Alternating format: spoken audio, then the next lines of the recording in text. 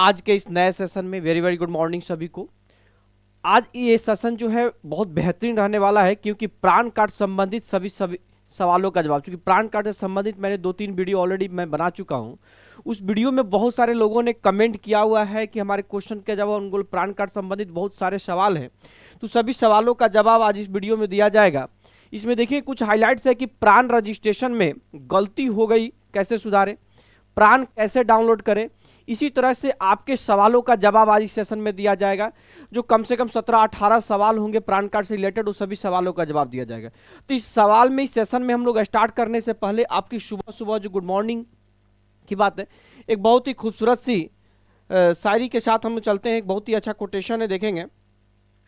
करे कि ये जिंदगी हसीन है, ये जिंदगी हसीन है, इससे प्यार करो। ये जिंदगी हसीन है, इससे प्यार करो, अभी है रात तो सुबह का इंतजार करो। ये जिंदगी हसीन है, इससे प्यार करो, अभी है रात तो सुबह का इंतजार करो। वो पल भी आएगा जिसकी ख्वाहिश है आपको, रब पर रखो भरोसा, वक्त पर एतबार करो। ठीक है, तो बेहतरीन सी एक शायरी के साथ हम लोग आज नए सेशन की शुरुआत करते हैं। लाई आते हैं हम लोग पहला क्वेश्चन लेते हैं। पहला क्वेश्चन है कि वीडियो सही तरीके से नहीं बना पाए, आपको ई साइन बारे में भी बताना चाहिए। आधार ओटीपी तो सबको पता है, ठीक है। तो इसके बारे में मैं बताने से पहले मैं आपको एक बात बता दूं कि जब आप जब प्राण कार्ड को जब जनरेट करेंगे, तो लास्ट में, जब सबसे लास्ट में सबमिट करने से पहले आपके दो ऑप्शंस आता है।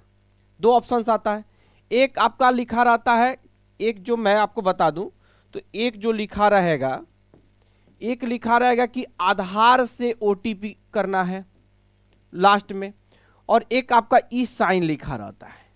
जब भी आप प्राण, हमारा वीडियो जा करके देख लेंगे प्राण कार्ड जनरेट कैसे करें।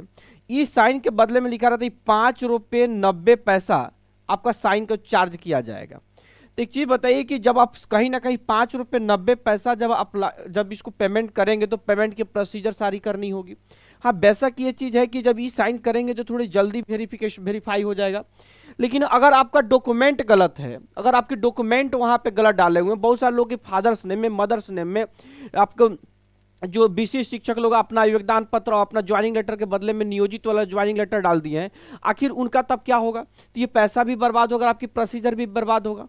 तो आप ऐसे इसको यहाँ से भी कर सकते हैं, क्योंकि जब मैंने उस वीडियो को बनाया था तो उस व्यक्ति को ई साइन नहीं चाहिए था। वो जो बीसी शिक्षक थे उनको ई साइन नहीं चाहिए था। उनको वो बोले कि भैया हमको आधार कार्ड से ही हमको ओटीपी करके हमको वेरीफाई कर दीजिए, तो हमने आधार ओटीपी से मैंने किया, इसलिए ई साइन नहीं किया। अगर वो ई साइन बोलते तो मैं करके दिखाता। तो फिर मैं कोशिश करूंगा जब भी कोई और नया हो, अगर प्राण जनरेट करने की बात है, तो वहाँ पी साइन के बारे में भी मैं आपको करके दिखाऊंगा। तो आपको कोई ज़रूरत नहीं है, क्योंकि आधार ओटीपी जो है ये कम्प्लीटली क्या है, फ्री है। जब आधार ओटीपी कम्प्लीटली फ्री है तो आपको ई साइन करने की कोई ज़रूरत नहीं है, आप आधार ओटीपी कर लें। चलिए, तो पहला सवाल का जो है आपका जवाब है कि आपको ई साइन करने की कोई ज़रूरत नहीं है, आप आधार ओटीपी फ्री है, तो आधार ओटीपी से आप अपने प्राण जनरेशन के फॉर्म को आप क्या कर सकते हैं, वेरीफाई कर सकते हैं। दूसरी सवाल लेते हैं। ये लिखे हुए हैं कि सर प्रोविजनल सर्टिफिकेट में हेडमास्टर का साइन और मोहर भी लगेगा। किशनगंज डिस्ट्रिक्ट में बोला गया है कि हेडमास्टर के द्वारा प्रति हस्ताक्षरित करा के अपलोड करना है। तो देखिए, ये अपनी किशनगंज डिस्ट्रिक्ट की प्रॉब्लम हो सकती है, लेकिन हम लोगों ने भी, जितनी भी बीपीएससी वाले, चाहे जितनी भी सारी चीज़ों ने किया प्राण कार्ड जनरेट, कहीं भी किसी का प्रति हस्ताक्षरित करने की जरूरत नहीं है। हाँ, चूंकि जो आपका ज्वाइनिंग लेटर होता है वहाँ पे ऑलरेडी जो है डीईओ या डीपीओ की साइन होती है, डीईओ की साइन होती है, और नीचे आपका साइन होता है। तो कहीं ना कहीं जब हेडमास्टर से प्रति हस्ताक्षरित करने का कोई मतलब ही नहीं बनता। अगर किशनगंज में डिस्ट्रिक्ट में अगर डीओ साहब ने लेटर निकाला हुआ है, तो अब अलग अलग डिस्ट्रिक्ट की अलग अलग और कहता है, तो प्रति हस्ताक्षरित कराने में क्या प्रॉब्लम है? हेडमास्टर के द्वारा प्रति हस्ताक्षरित करा लेना है उसे प्रति हस्ताक्षरित। लेकिन यह ध्यान रखें कि ओरिजिनल पे प्रति हस्ताक्षरित नहीं कराना है। जो आपका ओरिजिनल ज्वाइनिंग लेटर होगा उस पर आप हेडमास्टर के द्वारा प्रति हस्ताक्षरित नहीं कराएंगे, आप उसका एक फोटो कॉपी निकाल लेंगे। जब फोटो प्रिंट आउट निकाल के, प्रिंट आउट करने के बाद आप उस पर प्रति हस्ताक्षरित करा करके फिर अपलोड कर देंगे, कोई इश्यू नहीं है। आप अपना सेल्फ अटेस्टेड कर दे, जो करना है करें, लेकिन ओरिजिनल पे हमेशा एक डीओ की साइन होगी और आपकी साइन, उसके अलावा किसी की साइन नहीं होती है। क्योंकि ओरिजिनल को छेड़छाड़ नहीं करेंगे, क्योंकि वो आपका औपबंधिक आपका नियुक्ति पत्र है, औपबंधिक नियुक्ति पत्र में छेड़छाड़ करेंगे कहीं ना बाद में प्रॉब्लम होगी। इसलिए औपबंधिक नियुक्ति पत्र को छेड़छाड़ नहीं करेंगे। सीधे आपके किशनगंज में अगर लेटर निकले तो आप उसमें कुछ करने की दिक्कत नहीं है, आप प्रिंट आउट निकालिए, उस पर अपना साइन कीजिए, हेडमास्टर साइन कराना, जिसे साइन कराना करा के अपलोड कर दीजिए। चलिए अगला सवाल लेते हैं। इन्होंने क्या है कि प्राण स्टेटस चेक का वीडियो बनाइए। एक ये सर जो है लिखे हुए प्राण स्टेटस चेक का वीडियो बनाइए। बिल्कुल, अभी मैं बताता हूं कि आपको कैसे प्राण चेक स्टेटस का वीडियो बनेगा, कैसे आप उस चीज़ को करेंगे। चेक के जगह पासबुक की फर्स्ट पेज लगा सकते हैं। देखिए ये तभी ऑप्शन आएगा, देखिए इसमें क्या है कि मैंने आपको प्राण कार्ड रजिस्ट्रेशन में ENPS में मैंने बताया था। अगर मैं फिर से अगर मैं आपको बताऊं तो देखिए यहाँ पे एक थोड़ा सा ध्यान रखेंगे, मैं उस चीज़ें को यहाँ ले करके आते हैं। हम लोग यहाँ देखते हैं, देखिए अगर यहाँ पे मैं गूगल को न्यू टैब पे आते हैं, न्यू टैब पे देखिए, न्यू टैब पे अगर ENPS पे जाएंगे, देखिए ENPS पे जाते हैं तो देखेंगे हमने यहाँ पे देखिए यहाँ पे रजिस्टर नाउ पे अगर क्लिक करते हैं, देखिए रजिस्टर नाउ पे जब क्लिक करेंगे तो देखिए यहाँ पे आपका यहाँ पे आया इंडिविजुअल सब्सक्राइबर। यहाँ पे क्या ऑप्शन आ गया, इंडिविजुअल सब्सक्राइबर, और एक यहाँ पे क्या आ गया, गवर्नमेंट सब्सक्राइबर। तो जब आप इंडिविजुअल सब्सक्राइबर करेंगे तब तो यहाँ पे कैंसिल चेक भी लगेगा और पासबुक भी लगेगा और बहुत सारे डॉक्यूमेंट आपको यहाँ देना पड़ेगा। तो वहाँ पे क्या है कि अगर आपका कैंसिल चेक नहीं है तो क्या पासबुक का फ्रंट जो है होता है फर्स्ट, जिस पे नाम वगैरह सारा डिटेल्स लिखा रहता है, तो उसको आप अपलोड कर सकते हैं अगर इंडिविजुअल सब्सक्राइबर से अप्लाई करते हैं तो। लेकिन मैंने क्या बताया था कि अगर आप चूंकि पहले से नियोजित शिक्षक हैं, ठीक है, और BC शिक्षक बने तो आपको वहां ना करके गवर्नमेंट सब्सक्राइबर में कहीं भी कैंसिल चेक और पासबुक नहीं देना है। क्लियर? और इंडिविजुअल सब्सक्राइबर के द्वारा करते हैं तो देखिए अगर कैंसिल चेक देंगे तो जल्दी वेरीफाई हो जाता है, और पासबुक देंगे तो चूंकि पासबुक में एडिटिंग वगैरह संभव है, वहाँ पे मिस्टेक संभव, इसी वजह से वहाँ पे क्या है कि थोड़ा उसको वेरीफाई होने में समय लगेगा। और कैंसिल चेक देंगे तो वहाँ पे जल्दी से आपका हो जाएगा। तो आप यहाँ कैंसिल चेक की जगह पे, आपके सवाल का जवाब था कि कैंसिल चेक की जगह कि पासबुक हम लोग फ्रंट पेज दे सकते हैं, तो बिल्कुल दे सकते हैं अगर आप इंडिविजुअल सब्सक्राइबर के थ्रू करते हैं तो। अगर गवर्नमेंट सब्सक्राइब तो वहाँ पे पासबुक और कहीं चेक की जरूरत नहीं है। अगला है कि जिस डिस्ट्रिक्ट का लेटर जारी नहीं हुआ वो क्या करें। तो देखिए जिस डिस्ट्रिक्ट का लेटर जारी नहीं हुआ है तो आप अप्लाई कर भी सकते हैं, और नहीं करते हैं तो आप इंतजार कर लीजिए, जब लेटर जारी होता है तब आप उस चीज़ों को करेंगे। कोई हड़बड़ी की जरूरत नहीं है, जब लेटर जारी होगा तब होगा। अगला सवाल है कि एक्नॉलेजमेंट आईडी बन गया है, उसके बाद कनेक्शन एरर हो गया तो फिर से कैसे बनाना है। देखिए एक्नॉलेजमेंट आईडी अगर बन गया है और उसके बाद करेक्शन एरर अगर हो गया है तो कोई दिक्कत नहीं है। एक्नॉलेजमेंट आईडी से आप कुछ कर ही नहीं पाएंगे, जो कि आगे फॉर्म कुछ है नहीं, तो आप एक नया जनरेट कर ले, फिर से प्राण रजिस्ट्रेशन के लिए आप फिर से अप्लाई कर लीजिए। फिर जैसे अप्लाई करेंगे तो फिर वहाँ हो सकता है क्या है कि ऑलरेडी एग्जिस्ट है, तो कोई दिक्कत नहीं है, उसको छोड़ दीजिए। जब भी आपके जिला से लेटर जारी होगा कि बनाने के लिए तो वहां से आपकी गाइडलाइन मिलेगी, और उस गाइडलाइन में वहां से चूंकि एक्नॉलेजमेंट आईडी कैंसिल हो जाएगा और फिर से नया वो चीज़ें जनरेट हो सकता है। तो आप उस जिला के लेटर का इंतजार करें, लेटर जैसे ही बन जाएगा, लेटर जैसे ही निकलेगा वहां पे सारी चीज़ें सुधार हो जाएगी।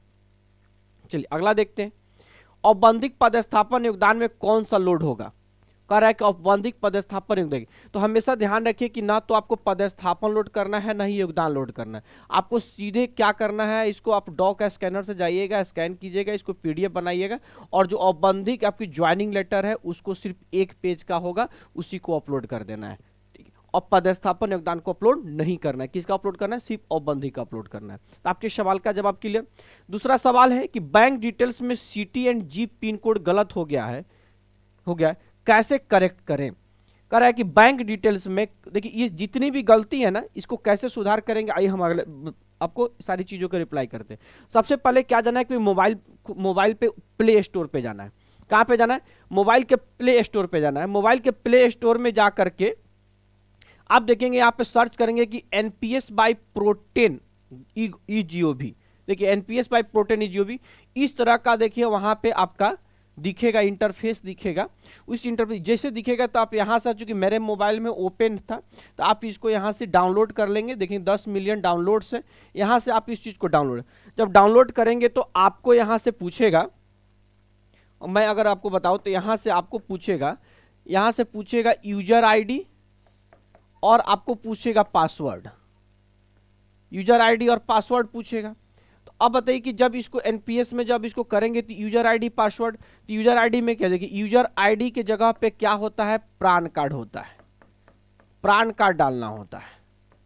और पासवर्ड आपको यहाँ से जनरेट करना है। तो चूंकि आप न्यू सब्सक्राइबर हैं तो पासवर्ड और प्रान कार्ड दोनों में से कोई नहीं होगा, तो आप आराम से इसको रहने दीजिए। अगर आपने एक बार प्रान कोड अगर आपने डाला हुआ है, अगर आपको देखिए अगर कुछ बहुत ज़्यादा मिस्टेक्स होता है, कुछ ज़्यादा कुछ गलतियाँ होती हैं, तो ऑलरेडी जो है डीडीओ के द्वारा जो आपके जो ट्रेजरी ऑफिस है, जहाँ से आपके जो ऑफिस है प्रान कार्ड जहां से जनरेशन का जो अथॉरिटी मिला हुआ है, वो लोग ऑलरेडी कैंसिल कर देंगे। अगर कैंसिल नहीं होता है तो प्रान कार्ड जनरेट हो जाएगा। जैसे प्रान कार्ड प्रान नंबर जनरेट होगा तो आप आराम से भी धैर्य रखें, अभी आप कुछ नहीं करें, सिर्फ प्रान नंबर जनरेट हो जाना। जैसे प्रान नंबर जनरेट होगा तो ये वाला आपका ऐप डाउनलोड कीजिएगा, उस ऐप में यूजर आईडी की जगह पे प्रान कोड डालिएगा और वहां पे क्या कीजिए, पासवर्ड जनरेट नहीं होगा तो वहां पे क्या करिएगा, न्यू सब्सक्राइबर या न्यू रजिस्ट्रेशन करके क्लिक कर लीजिए या रीसेट कर लीजिएगा। यहाँ पे क्या आएगा, रीसेट का ऑप्शन आ जाएगा। जैसे रीसेट का ऑप्शन आएगा तो पासवर्ड को रीसेट कर लीजिएगा। पासवर्ड को रीसेट कीजिएगा तो प्रान नंबर वहां पे डालने के लिए आएगा। फिर उसके बाद उसमें एक पासवर्ड आपको 2 बार उसको डालने के लिए पर नया पासवर्ड बना लीजिएगा। तो प्रान कार्ड यूजर आईडी हो जाएगा और पासवर्ड जो एक बना लीजिएगा। उससे क्या होगा कि ये ऐप में लॉगिन हो जाएगा। जैसे ऐप में लॉगिन होगा तो देखिए यहाँ पे जैसे आपका फोटो दिखेगा, अगर फोटो डाले रहेंगे तो फोटो दिखेगा, नई फोटो दिखेगा। क्योंकि मैं प्राइवेसी की वजह से यहाँ से फोटो हटा दिया हूँ। तो यहाँ पे जब जाएंगे तो बाएं साइड में सबसे कोना पे जाएंगे तो यहाँ पे जैसे क्लिक करेंगे तो आपके मोबाइल में इस तरह की इंटरफेस खुलेगा। देखिए सबसे पहले होम बटन है, देखिए फिर उसके बाद माई प्रोफाइल में जब जाएंगे तो वहाँ पे बहुत सारी चीज़ें आपका यहाँ इस माई प्रोफाइल में जब जाएंगे ना, तो माई प्रोफाइल में मैं बता देता हूँ कि क्या। देखिए इस माई प्रोफाइल में जब जाएंगे तो यहाँ पे आपका आ जाएगा मोबाइल नंबर चेंज करने का, फिर दूसरा आ जाएगा आपका ईमेल चेंज करने का, और यहीं पे आपका सारा बैंक डिटेल्स चेक कर, बैंक जो है बैंक डिटेल्स जितना भी सारा चीज़ है बैंक डिटेल्स में, चाहे अब बैंक अकाउंट भी चेंज कर सकते हैं, बैंक डिटेल्स भी चेंज कर सकते हैं। यहाँ पे सारा कुछ चेंज करने के लिए माई प्रोफाइल में आ जाएगा। जब माई प्रोफाइल में फिर यहाँ पे देखिए इन्वेस्टमेंट में है, तो इन्वेस्टमेंट आपको कुछ छेड़ना नहीं है, रिटायरमेंट प्लानर भी कुछ नहीं छेड़ना है आपको, अभी रहने देना है, कंट्रीब्यूशन भी कुछ नहीं, स्कीम चेंजेस में। हाँ, आपका जो मेन पॉइंट है वो है सर्विस। अब आप सर्विस में अगर जाते हैं तो देखिए जैसे यहाँ पे सर्विस पे अगर इस क्लिक करते हैं तो सर्विस पे क्लिक करने के बाद देखिए यहाँ पे पहला ऑप्शन आ गया आधार सीडिंग, फिर नीचे आ गया डाउनलोड ई प्रान। तो आप देखिए डाउनलोड ई प्रान पे जब क्लिक करेंगे तो वहाँ पे आपका जो प्रान कार्ड जो जनरेट हुआ होगा वहीं से डाउनलोड ई प्रान पर क्लिक करेंगे तो प्रान कार्ड जनरेट हो जाएगा और आपको नेट के द्वारा आप वहाँ वो प्रान कार्ड ऐसे बाई पोस्ट ऑफिस भी आ जाता है, नहीं भी आता है तो कोई इशू नहीं है।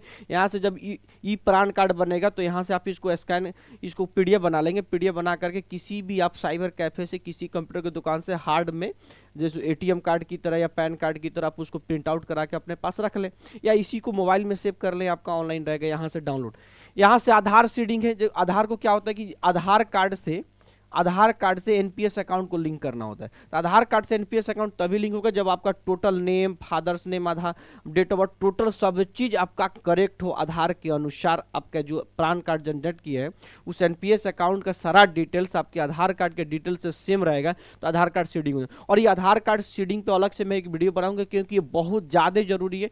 क्योंकि बाद में अगर रिटायरमेंट होगा, पेंशन होगा, सारा चीज़ अगर आधार सीडिंग होगा तो नहीं होगा तो रुक जाएगा। क्योंकि आधार सीडिंग जरूरी है। तो सबसे पहले प्रान जनरेट हो जाए, प्रान नंबर जनरेट कर ले, उसके बाद आधार सीडिंग हो जाएगा। नहीं आधार सीडिंग होता है तो आप डीडीओ ऑफिस या डीओ ऑफिस आधार सीडिंग के ऑलरेडी लेटर निकलेगा और वहां पे आप करा सकते हैं।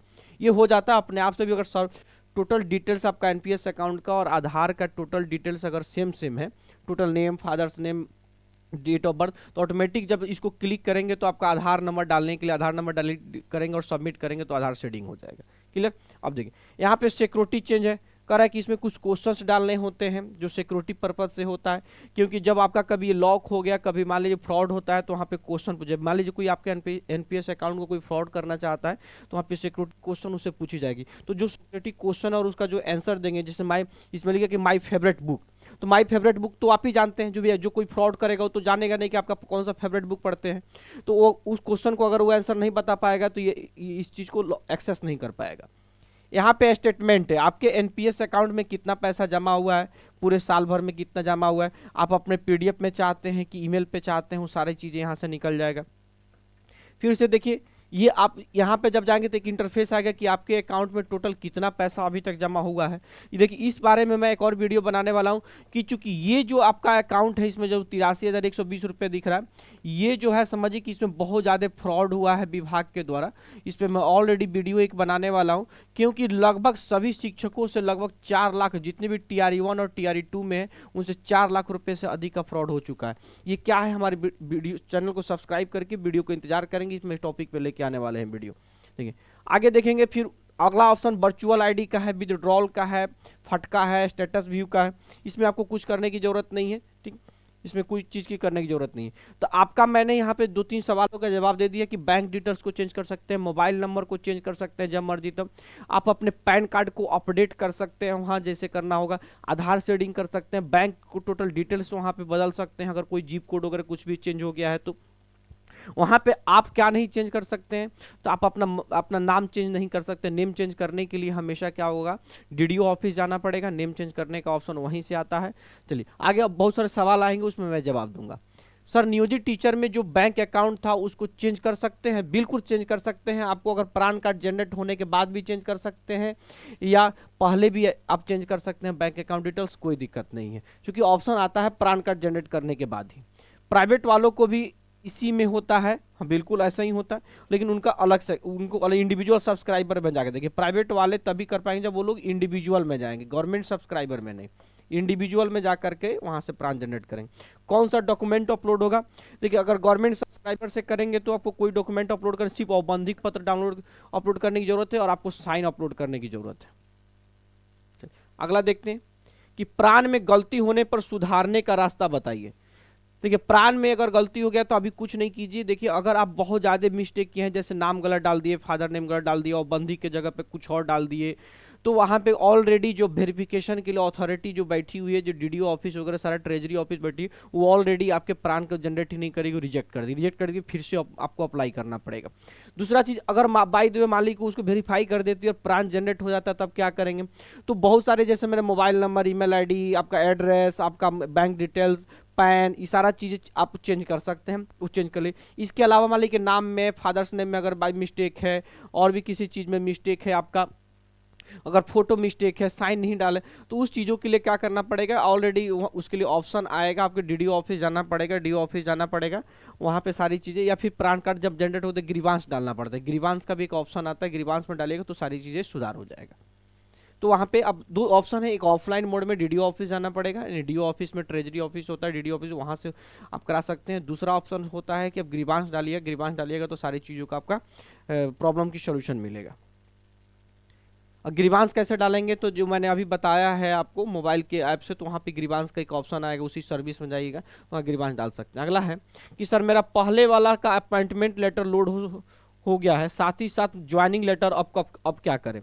कह रहा है कि पहले वाला अपॉइंटमेंट, यानी ये व्यक्ति विशिष्ट शिक्षक हैं, विशिष्ट शिक्षक होने के बाद भी इन्होंने क्या किया कि नया वाला औपबंधिक लेटर ना जारी डाल करके उन्होंने क्या किया है कि पुराना वाला नियोजन वाला अपॉइंटमेंट लेटर अपलोड कर दिया। तो आखिर ये क्या करेंगे? तो इनका कुछ नहीं करना है ये सर, इनको अब देखिए ऑलरेडी जो अब डाल चुके हैं, गलत डाले हुए हैं, तो ऑटोमेटिक 99% चांस है कि आपकी जो प्राण है वो रिजेक्ट कर दिया जाएगा और फिर से न्यू अप्लाई करने के लिए बोला जाएगा या फिर नया डॉक्यूमेंट अपलोड करने के लिए बोला जाएगा। आप निश्चिंत रहें, आपको इसमें कोई प्रॉब्लम नहीं होने वाला है। फिर से नया थोड़ा समय लगेगा, बाकी लोगों से थोड़ा सा पीछे जा सकते हैं, इतना ही हो सकता है और कुछ नहीं।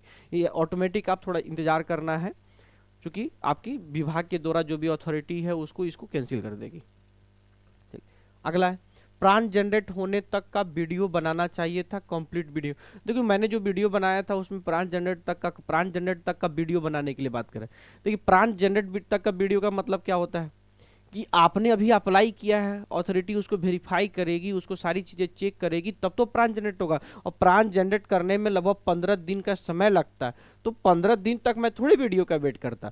तो वीडियो अब प्राण तुरंत जनरेट होता ही नहीं है। एक्नॉलेजमेंट ID जारी होगा, आपका फॉर्म सबमिट होगा, वहाँ पे सारी वेरीफाई होती है, आपके एक डॉक्यूमेंट जो अपलोड किए होंगे सारी चीज़ें चेक होगी, नाम पता चेक होगी कि आप सही व्यक्ति ने डाला है कि नहीं डाला है। उसके बाद 15 दिन के आसपास में, लगभग 15 वर्किंग डेज के बाद जो प्राण जनरेट होता है।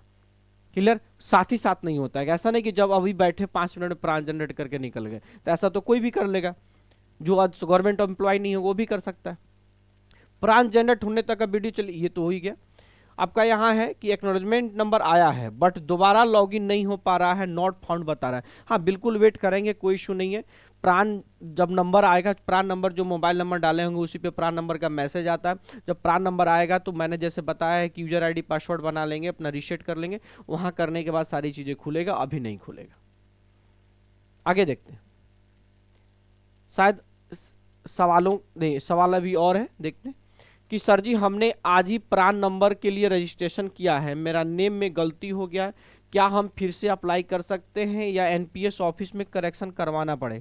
देखिए ये जो नेम और फादर्स नेम में जो मिस्टेक है ना, बहुत लोगों का है। अधिकतर लोगों का जब डालते हैं तो उसमें प्राण में कहीं ना कहीं उसमें नेम में मिस्टेक हो ही जाता है। और चूंकि नेम जो है जब कीजिएगा तो ऑटोमेटिक ले लेता है, जब ऑटोमेटिक लेगा तो वहाँ पे एक मिस्टेक करके ही आता है, तो इसमें टेंशन लेने की बात नहीं है। जब भी आप आधार शेडिंग के लिए जब जाएंगे, आधार शेडिंग में जाएंगे, जब ज़्यादा नाम गलती हो जाए, जैसे नाम आपका राम है फिर न श्याम लिख गया तो ऑलरेडी रिजेक्ट हो जाएगा विभाग के द्वारा। लेकिन मान लीजिए कि आपका नाम राम है, RAM है, और उसमें मान लीजिए डाल दिया RAAM डाल दिया, किसी में मिस्टर नहीं है मिस्टर डाल दिया, किसी में मैं सीरी लगा दिया, तो ऐसी जो मिस्टेक्स होगी वो आपके डीडीओ ऑफिस के द्वारा सारी चीज़ें सुधार कर सकती है। जब प्राण जनरेट होने के बाद आराम से डीडीओ ऑफिस जाएंगे, वहाँ पे सारी सुधार की प्रक्रिया मिलेगी। अगर नहीं मिलती है तो आप ऑनलाइन ग्रीवांस डाल सकते हैं। इसी एनपीएस वाले ऐप में आपके ऑनलाइन ग्रीवांस का भी ऑप्शन आता है। ग्रीवांस का मतलब शिकायत जो आता है, उसमें शिकायत करेंगे, वो सारी चीज़ें आपकी सुधार हो जाएगी। ठीक है, चलिए आगे देखते हैं हम लोग, अगला सवाल के तरफ चलते हैं। अगला जो सवाल है ये शायद अंतिम सवाल है हमारे। तो इस तरीके के और भी जो कोई सवाल अगर आपके द्वारा अगर आपके आता है दिमाग में प्राण से रिलेटेड, तो सारे सवालों को आप एक बार कमेंट में छोड़िएगा, फिर सवालों को सोल्यूशन करने की कोशिश किया जाएगा।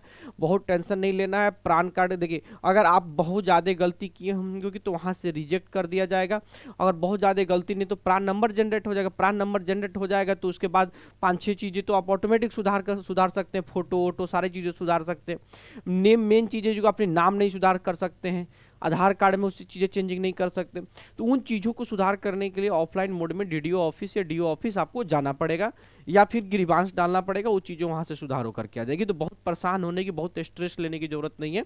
और भी कोई नया अपडेट मिलेगा, हम लोग खुद उसको वीडियो लेकर के आएंगे और आपको सारी चीज़ें को सूचित करेंगे। तब तक के लिए सवाल आपके क्या है, मैं जवाब के लिए तैयार रहूँ। बहुत सारे लोगों का रिप्लाई मैं कमेंट में भी कर देता हूँ। बहुत सारे लोगों का सवाल बहुत ज़्यादा, इस तरह के बहुत अच्छे सेशन भी मैं लेके आऊँगा। तब तक के लिए आज के लिए जय हिंद।